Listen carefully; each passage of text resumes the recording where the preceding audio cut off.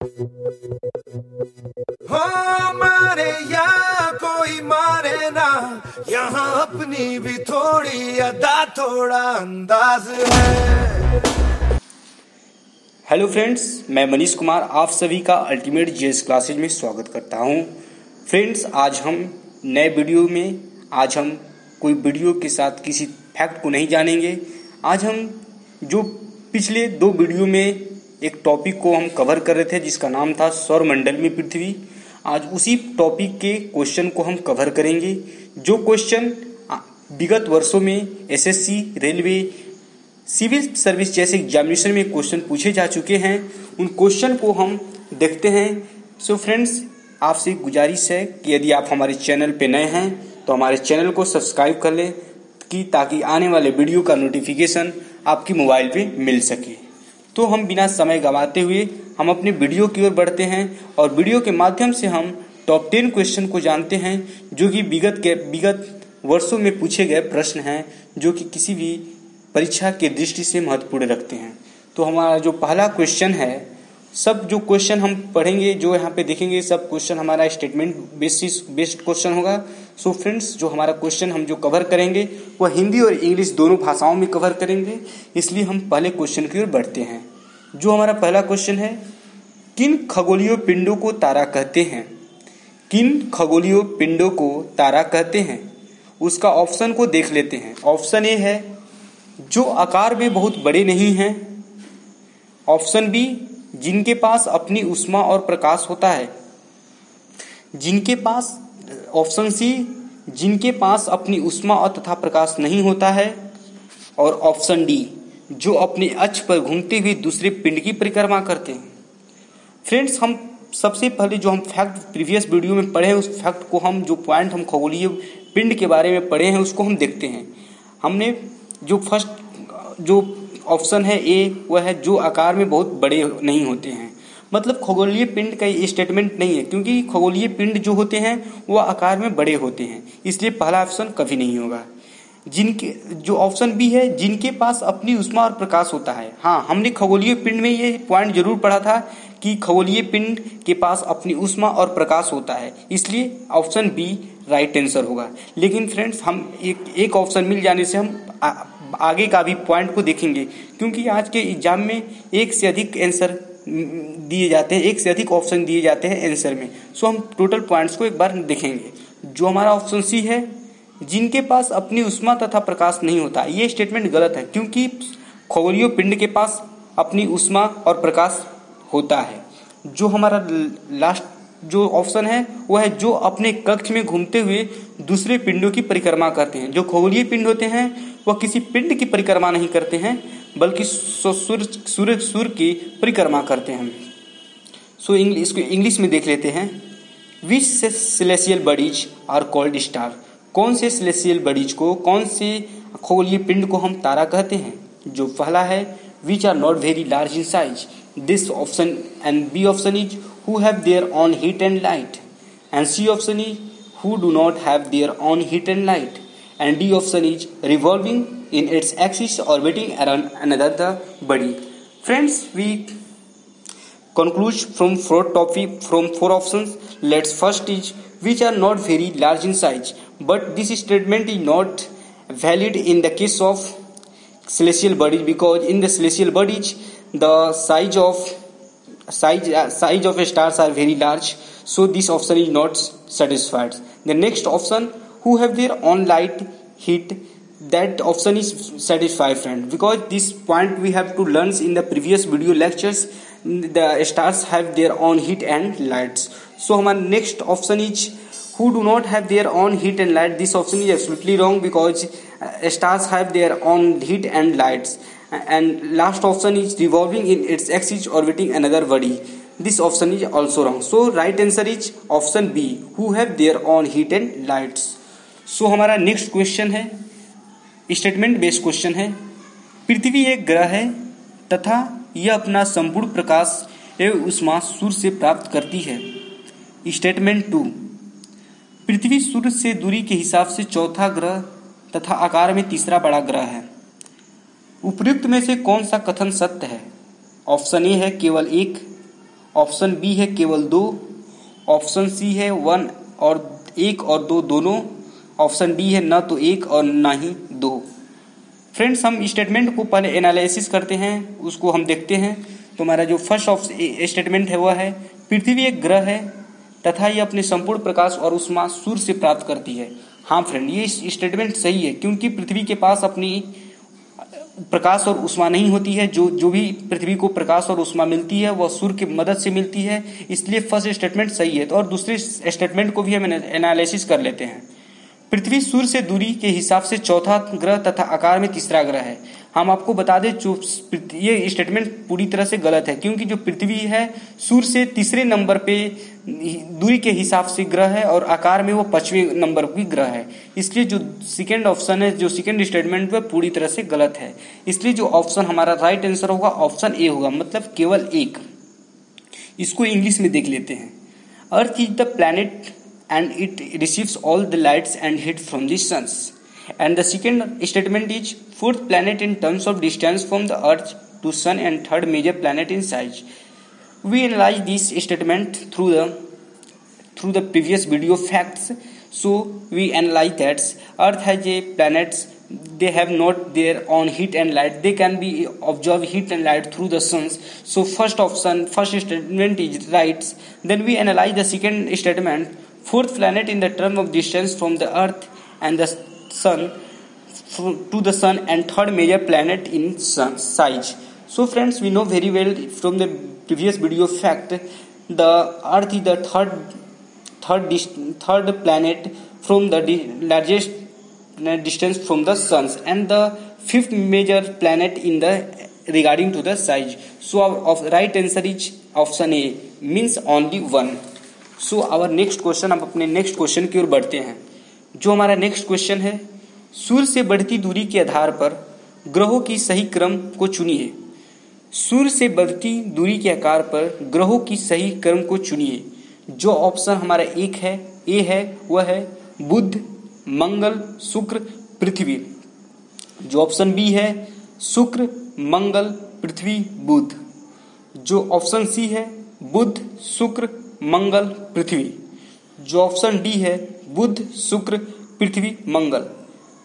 जब हम इसको सौरमंडल में हमने एक डायग्राम के जरिए पढ़ा था, जो कि सूर्य से बढ़ती दूरी की जो प्लैनेट की जो ग्रह की जो क्रम रेखा वो कैसे है, तो उसको हमने पढ़ा। बुध, मंगल यहीं पे गलत हो जाता है, क्योंकि बुध के बाद शुक्र आता है। यहाँ पे फर्स्ट स्टेटमेंट इसी तरह गलत हो जाता है, जो कि सबसे पहले बुध आता है, इसलिए यहाँ पे जो बी ऑप्शन है शुक्र से स्टार्ट हो रहा है, इसलिए शुक्र बी ऑप्शन भी हमारा इनकरेक्ट आंसर होगा। जो सी ऑप्शन को देखते हैं, बुध के पहला ऑप्शन बुध आता है, बुध ग्रह होता है, फिर शुक्र होता है, लेकिन शुक्र के बाद पृथ्वी होता है, मंगल नहीं, इसलिए ऑप्शन सी भी गलत होगा। अब डी को, लास्ट ऑप्शन को एनालाइज करते हैं। जो लास्ट ऑप्शन है बुध है, शुक्र है, पृथ्वी है और मंगल है, जो कि एक सही क्रम है, इसलिए जो हमारा राइट आंसर, जो हमारा सही उत्तर होगा वो ऑप्शन डी होगा। हम इसको इंग्लिश में देख लेते हैं। Choose the correct sequence of the planet based in the increasing distance from the suns. जो ऑप्शन ए है मरकरी है, Mars, Venus, Earth. Option B Venus, Mars, Earth, Mercury. Option C Mercury, Venus, Mars, Earth. And option D Mercury, Venus, Earth and Mars. From the following fact, from the previous video facts, we have analyzed the sequence of the planet based on increasing distance from Sun is Mercury, Venus, Earth and Mars is a right answer. So our right answer is D. Option D is our right answer. So friends, हम अपने चौथे question की ओर बढ़ते हैं। जो हमारा चौथा question है, सौरमंडल के ग्रह जो सूर्य से चक्कर लगाते हैं उनके रास्ते किस आकार के फैले हैं। सौरमंडल के ग्रह जो सूर्य का चक्कर लगाते हैं उनके रास्ते किस आकार के फैले हैं। ऑप्शन ए है वृत्ताकार, ऑप्शन बी है दीर्घवृत्ताकार, ऑप्शन सी है लघु वृत्ताकार एंड ऑप्शन डी है इनमें से कोई नहीं। जब हमने प्रीवियस वीडियो के लेक्चर के थ्रू हम जब सौरमंडल में पृथ्वी को जैसे टॉपिक को हम जब कवर कर रहे थे, तो उसमें हमने एक चीज को पढ़ा था, जो सौरमंडल में जो ग्रह होते हैं जो सूर्य की परिक्रमा लगाते हैं वह दीर्घ वृत्ताकार आकार के चक्र में लगाते हैं। सो इसका हमारा राइट आंसर होगा ऑप्शन बी। सो इसको इंग्लिश में देख लेते हैं। In what shape are the planets of the solar system circling the suns? Option A is circular, option B is elliptical, and option C is ellipsoids, and option D is none of these. So friends, we have to already know in the previous video lectures, through the previous video lectures, the planet move the solar system circling the sun in elliptical path. So our right answer is B. So friends, हम अपने next 5वें question की ओर बढ़ते हैं, जो हमारा 5वां question है, कौन से वे दो ग्रह हैं जिनका सौरमंडल के अन्य ग्रहों की तुलना में परिक्रमण विपरीत दिशा में है? कौन से वे दो ग्रह हैं जिनका सौरमंडल में अन्य ग्रहों की तुलना में परिक्रमण विपरीत दिशा में है? तो हमारा ऑप्शन को देख लेते हैं पहले। ऑप्शन ए है बुध और शुक्र, ऑप्शन बी है शुक्र और शनि, ऑप्शन सी है शुक्र और यूरेनस, और ऑप्शन डी है बृहस्पति और यूरेनस। जो हमने अपने जब हम इसको जो हम वीडियो के फैक्ट की मदद से जब हम पढ़ रहे थे, तो हमने उसमें जाना था कि जो ऐसे दो ग्रह हैं जो कि सभी ग्रह के उल्टे दिशा में सूर्य की परिक्रमण करते हैं, तो वह दो ग्रह हैं शुक्र और यूरेनस। तो हमारा राइट आंसर होगा सी। इसको इंग्लिश में देख लेते हैं। Which are the two planets whose rotation is in the opposite directions compared to the other planets in the solar systems? So option A is Mercury and Venus, option B is Venus and Saturn, option C is Venus and Uranus, option D Jupiter and Uranus. In the previous video lecture, through the previous video lectures, we know very well there are two planets whose rotation in the opposite directions of compared to the other planets in a solar system is Venus and Uranus. So our right answer is option C, that we should say Venus and Uranus. So friends, हम अपने next question की ओर बढ़ते हैं। जो हमारा next question 6 है वह है निम्नलिखित में से कौन सा कथन सत्य है? निम्नलिखित में से कौन सा कथन सत्य है? ये कथन बेस आधारित क्वेश्चन है, इसको देखते हैं। जो पहला कथन है, उपग्रह अपने ग्रह की परिक्रमा करते हैं, साथ ही साथ सूर्य की भी परिक्रमा करते हैं। उपग्रह अपने ग्रह की परिक्रमा करते हैं तथा साथ ही साथ सूर्य की भी परिक्रमा करते हैं। स्टेटमेंट 2 क्या कहता है? पृथ्वी के उपग्रह चंद्रमा का व्यास पृथ्वी के व्यास से आधा है। ऑप्शन को देख लेते हैं। ऑप्शन ए है केवल 1, ऑप्शन बी है केवल 2, ऑप्शन सी है 1 और 2 दोनों, ऑप्शन डी है न तो 1 और न ही 2। सो फ्रेंड्स, जो हमारा फर्स्ट स्टेटमेंट है उसको एनालाइज करते हैं। हमने पढ़ा था वीडियो के जरिए कि जो ग्रह होते हैं जब अपने ग्रह की परिक्रमा करते हैं तो अपने ग्रह के साथ साथ सूर्य की भी परिक्रमा करते हैं। तो हमारा जो पहला पॉइंट है वह सत्य साबित हो रहा है। हम दूसरे पॉइंट को देख लेते हैं। जो पृथ्वी के उपग्रह चंद्रमा का जो व्यास पृथ्वी के व्यास से आधा है, लेकिन ये स्टेटमेंट गलत है, क्योंकि जो पृथ्वी के उपग्रह चंद्रमा का जो व्यास है वह पृथ्वी के व्यास से 1/4 है, मतलब 1/4 डायमीटर है। सो ये हमारा राइट आंसर होगा ऑप्शन ए, मतलब केवल 1 है। इसको इंग्लिश में देख लेते हैं। Which of the following statements are the true? First statement is satellite revolves around their planet as well as the sun, and the second statement, the diameter of the earth satellite moon is the half diameter of the earth. We know from this statement we analyze that every satellites revolves around their planet as well as their sun. So first option is right. Then we analyze the second statement, the diameter of the earth is satellite moon is half the diameter of the earth. That statement is absolutely wrong because the diameter of the earth satellite moon is 1/4 the diameter of the earth. So our right answer is only one. इसलिए option a is right answer. So हमारा next question होगा friends, उसको हम देख लेते हैं। नीचे दिए गए कथन और कड़न पर विचार कीजिए। जो एक क्वेश्चन को हम तैयार किए हैं जो कि यूपीएससी जैसे एग्जाम में भी पूछे जाते हैं। इसको देख लेते हैं। कथन और कारण पे, एसरेशन और रीजन पे क्वेश्चन आधारित होते हैं। इसको देख लेते हैं। कथन ए, पृथ्वी से हमें चंद्रमा का केवल एक ही भाग दिखाई देता है। कारण आर, चंद्रमा के द्वारा पृथ्वी का एक चक्कर पूरा करने में लगने वाला समय अपने कक्ष पे चक्कर पूरा करने के लगने का समय अधिक है। इसके ऑप्शन को देख लेते हैं। ऑप्शन क्या कहता है? ऑप्शन ए तथा आर दोनों सही हैं तथा आर ए का सही व्याख्या करता है। ऑप्शन बी ए तथा आर दोनों सही हैं तथा आर ए का सही व्याख्या नहीं करता है। ऑप्शन सी ए सही है आर गलत है। ऑप्शन डी ए गलत है आर सही है। हम दोनों कथन को और कारण को, एसरेशन को और रीजन को हम पहले एनालाइज करेंगे। वो एनालाइज करने के बाद जो फैक्ट निकलेगी उसको हम आंसर के जरिए हम अपना राइट आंसर मानेंगे। जो कथन कहता है, जो एसरेशन कहता है, वो क्या कहता है? पृथ्वी से हमें चंद्रमा को केवल एक ही भाग दिखाई देता है। पृथ्वी से हमें चंद्रमा का केवल एक ही भाग दिखाई देता है। ये बात सत्य है। जो पृथ्वी से जो हमें चंद्रमा का जो एक भाग होता है, एक ही भाग दिखाई देता है, जो कि क्योंकि जो एक भाग होता है रिवोल्यूशन के समय एक भाग हमेशा छिपा होता है। सो कथन या एसरेशन पहला भाग ए सही है। कारण अर्थात रीजन को देख लेते हैं। चंद्रमा के द्वारा पृथ्वी का एक चक्कर पूरा करने में लगने वाला समय अपने अक्ष पे एक चक्कर पूरा करने से लगने वाला समय से अधिक है। नहीं, ये स्टेटमेंट गलत है, मतलब कारण गलत है, क्योंकि चंद्रमा को उतना ही समय लगता है एक अपने पृथ्वी की पूरा करने में, जितना 27 दिन लगता है उतना ही पूरा अपने एक अक्ष को पूरा करने में भी 27 दिन लगता है। इसके मतलब कोई अधिक समय नहीं लगता, मतलब जो समय लगता है वो बराबर लगता है। इसलिए जो हमारा राइट आंसर होगा वह सी होगा, मतलब ए सही है और आर गलत है। जो हमारा 8वां क्वेश्चन होगा उसको देख लेते हैं। सूर्य और पृथ्वी के बीच की वास्तविक दूरी कितनी है? पहला option A 150 lakh kilometer, option B 150 crore kilometer, option C 150 million kilometer, option D 120 million kilometer. तो जो हमारा राइट आंसर होगा वह 150 मिलियन किलोमीटर होगा।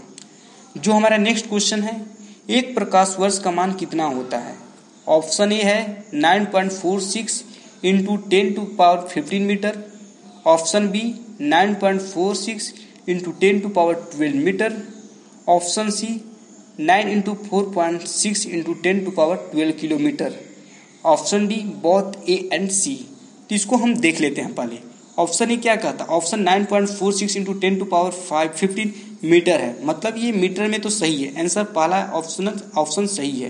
बी को एनालाइज करते हैं। 9.46 इंटू 10⁻12 मीटर, ये ऑप्शन गलत है क्योंकि मीटर में नहीं हो सकता है। क्योंकि ऑप्शन सी देखते हैं, 9.46 इंटू 10⁻12 किलोमीटर, ऑप्शन सी भी राइट आंसर है। जब ये मीटर में था तो 10⁻15 था, जब किलोमीटर में उसको हम कन्वर्ट किए तो वह 10⁻12 किलोमीटर हो गया। इसलिए जो हमारा राइट आंसर होगा बोथ ए एंड सी होगा, अर्थात ऑप्शन डी होगा।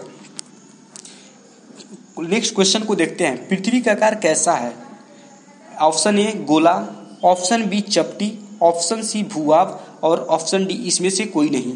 हमने जब अपना प्रीवियस वीडियो के जरिए हम जब फैक्ट को जान रहे थे तो उसमें हमने पढ़ा था कि जो पृथ्वी का एक विशिष्ट आकार होता है, विशिष्ट शेप होता है, विशेष उसका शेप होता है, जो उसके शेप को हम कहते हैं भू-आभ।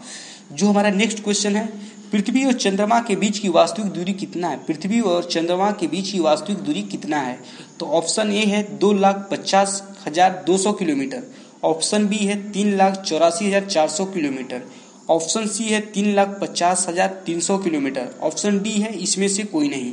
जब हम प्रीवियस वीडियो के लेक्चर के थ्रू जब हम इसको जान रहे थे तो इसका राइट आंसर हमने पढ़ा था 3,84,400 किलोमीटर। इसलिए जो इसका हमारा राइट आंसर होगा ऑप्शन बी होगा। सो फ्रेंड्स, आज के वीडियो में बस इतना ही। अगले वीडियो में हम नए चीज़ को सीखेंगे। यदि ये वीडियो आपको अच्छा लगा हो तो इस वीडियो को शेयर एंड सब्सक्राइब जरूर करें।